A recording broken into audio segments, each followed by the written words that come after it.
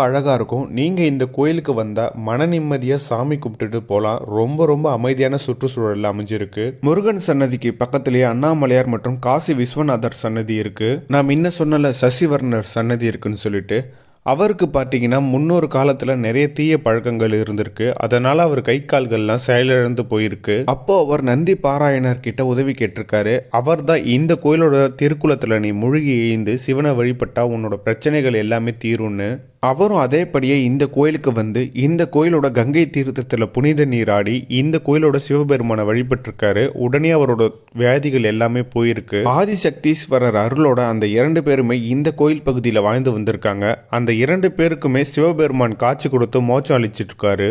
இந்த கோயிலை எதிரெதிரே அவர்களோட 2 பேரோட ஜீவ சமாதி இருக்கு. அதுதான் இந்த கோயிலோட தனி சிறப்பு. அந்த இடத்துல நீங்க நெய் தீபம் ஏற்றி வைப்பட்டா அது கண்டிப்பா நடைபெறுங்கிற ஒரு ஐதீகம். அடுத்து நம்ம அம்பாள் ஆதிசக்தீஸ்வரி